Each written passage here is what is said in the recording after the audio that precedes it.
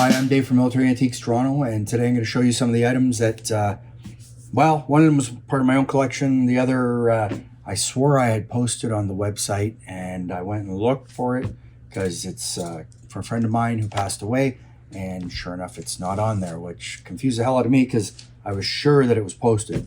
Anyways, these walked in. They're not incredibly rare, but they are collectible. Some Queen's Own rifles, Brassards. I didn't even really look at the dates on them. 63 on that one. So the Queen's Own rifles had a Reg Force Battalion and a Reserve Battalion. The Reg Force Battalion, if I remember correctly, was out in Calgary. Disbanded in the late 60s, if I remember correctly. And then the Reserve Battalion, which is here in Toronto, of course, they got all their stuff, so they had a large quantity of items, that's for sure. I'm sure someone's going to correct me and argue about that, but whatever. They disbanded the Canadian Guards, the Queen's Own rifles, and a few others that were Reg Force units. So, but I'm sure someone's going to argue. That's okay. It's all good. Everyone's entitled to their opinion. So I got a Sergeant's Brassard, Corporal's Brassard, which unfortunately has seen some water damage to it, and it's run into the fabric. But, you know, hey, it's not brand new. It's not made in China, which is a good thing. And you know what? It is what it is. This one here has had the lip sewn down because I guess they didn't want it to be so low. As you can see, there's a distinct difference in length. So all he did was just take that, sew it down so it was cleaner and prettier. And there you go. And there's a Queen's Own Rifles again with the first div patch. This one's actually named. No, it's got a service number on. SG70521. So that can be researchable. So there's those, which haven't been listed yet. I'll get them photoed tomorrow and listed. Onto this incredible group. I only put it in the box for storage, truthfully, so it didn't get damaged. So it's a Canadian World War II. I'll get rid of this because the ribbons are there, but, you know, it's not. Ribbons could be added, but that's the way I got it. DSO, DFC combination. And so if you just went like that, okay, yeah, it could be a number of people. But when you add the CD at the end with bar that has a name, obviously that makes a huge difference because it's traceable. The problem with unnamed groups is that, you know, unless you have the logbook, you can't attribute it to anyone. It could be anybody's. But in this case, you can. So in this case, this belongs to, and this whole binder goes with it, this belongs to Wing Commander R.B. Ingalls. So, as you can see on the first pattern CD here, with George VI on, it has his name engraved on the back, which it should. After that, they started naming him on the rim only. That is the only medal that is named in this lot, but it's nice because it's all there. Very rare. It's very cool. Now, it was court mounted, so it was in a frame, I'm sure, at one time. But a very nice group of medals, that's for sure. No damage to the DSO. That's why it was kept in the case, so it wouldn't get damaged. Very, very nice. Like just a great group. And what's nice, let me put this away because I don't really want to damage it. So it's not that it's fragile, but you know what? The enamel on the DSO could get damaged, and I wouldn't want to be responsible for that. So, and since it's not a $5 group and it's not mine, I can't just throw it around. Not that I would anyway. So let's close that up. What's nice with that is that I have this whole binder of information. And in there is his logbook. So this is his Observer and Airgunner logbook. The important thing with logbooks, usually there's initials or a name on the spine so they can be identified. They're also named in here, and this one does have his name on the front, Ingalls. So the important thing with logbooks, to me at least as a dealer and a former collector of these, is that you want to look on the last page. So theoretically on the last page, they would put the units they're posted to and the aircraft types they flew. They didn't always do it. They were supposed to do it. It was supposed to be done, but it didn't always end up that way. So in this case, he was on Anson's, Battles, Hudson's, Connie's, Wellington's, Lanks, Halifax, Oxford, Dakota, and Beechcraft. I actually have a Beech 18. I I have a Beechcraft instrument panel. Interesting. I just thought I realized that. But what's important here is that it would show the squadrons he started off at, number 3 AOS in Regina, number 2 Bombing and Gunnery School in Mossbank, number 1 AOS in Rivers, Manitoba, CP Air Service in Montreal, and that's in 41, number 20 OTU. Then he had 142 Squadron, RAF Holmes, RAF upside down reading, can't do that, Ludterd, that's spelt wrong, or I pronounced it wrong. 405 Squadron, 97 Squadron, 582 Squadron. Then he was repatriated in second number 5 course, probably a staff college, and then Air Force headquarters in 44. So what you also want to do is, with these, is go near, well, they usually did that anyways. Actually, yeah, so you go into this and you look for when he was posted. This is a 20 operational training unit. And you want to see wherein he was posted to a squadron.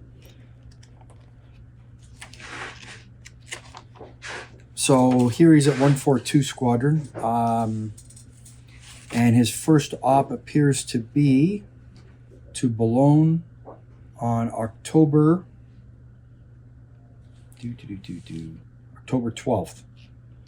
And now sometimes the dates are in here, sometimes they're not. So then you have to find a date stamp on the next page because the squadron would sign off on it. Of course, they didn't do that in this case, but they did sign off.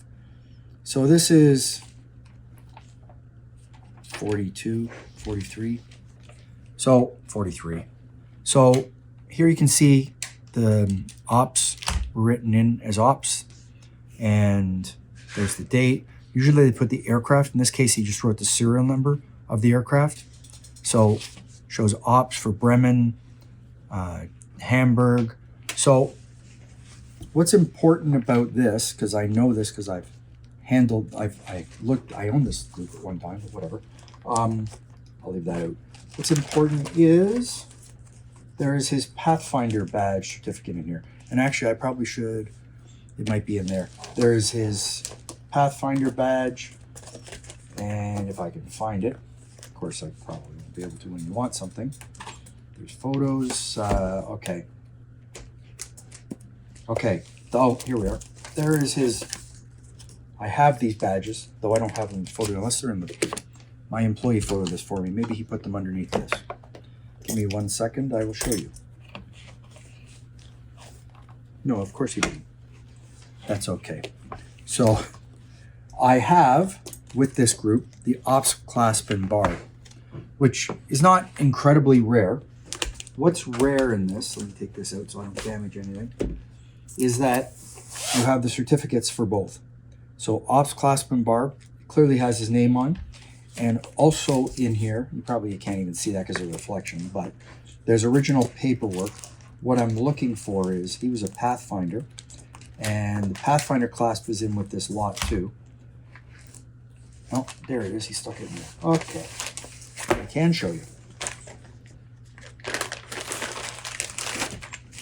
So,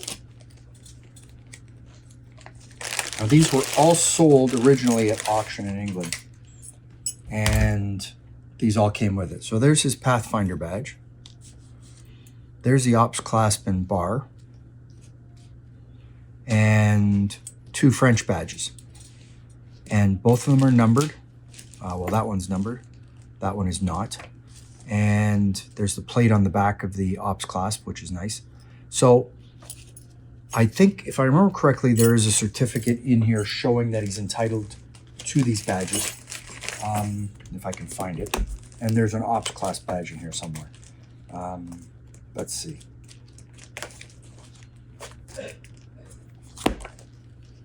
Yeah, it was sold at Sphinx a number of years ago. Of course, when you want something, you can't find it. Somewhere in here is his Ops Class certificate. Sorry, his Pathfinder. There we are, Pathfinder certificate. So, acting squadron leader Ingalls, DFC, with his service number. 7th of June, 44, he got this issued from the RAF. So Pathfinder Force, Pathfinder badge. There's his name. So, you know, everybody wants to get, oh, I want a fighter pilot with like, you know, 20 victories, blah, blah, blah. You know what? Not everyone's a fighter pilot. Not everyone's an ace. There's coastal command types. There's transport types. There's every type. And not everyone's a fighter pilot. So you buy what you can find. If this was fighter pilot, it's a lot more money. It's still not cheap because it's an unusual combination DSO DFC with a CD which names it. So, and you got the logbooks and all that paperwork because there's been extra research done on top of it. So it's a really good group, truthfully, but whatever. That will get listed up on the website today because that's got to get processed. I thought it was up there. Unfortunately, it wasn't. So very nice group, very rare. So, then this is from my own collection. I bought this a while ago and I forgot I had it, as bad as that sounds. So, a cased small gold Peninsula medal. So there's a large gold Peninsula medal, there's a small one. This is the small one. And then you look at the other side. And it is named on the rim. And I'm probably sure it's not going to come out on the camera here, so I will read it to you. It says, Major John Walmsley, 1st Battalion, 82nd of Foot. I love that. I only have one small Peninsula gold medal. I don't have a large. It's just a beautiful medal.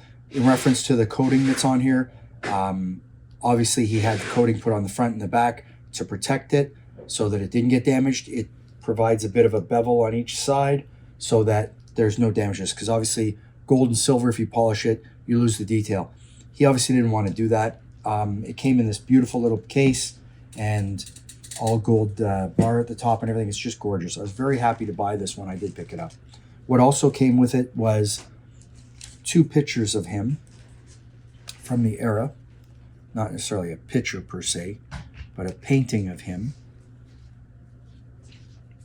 in the uniform from the regiment.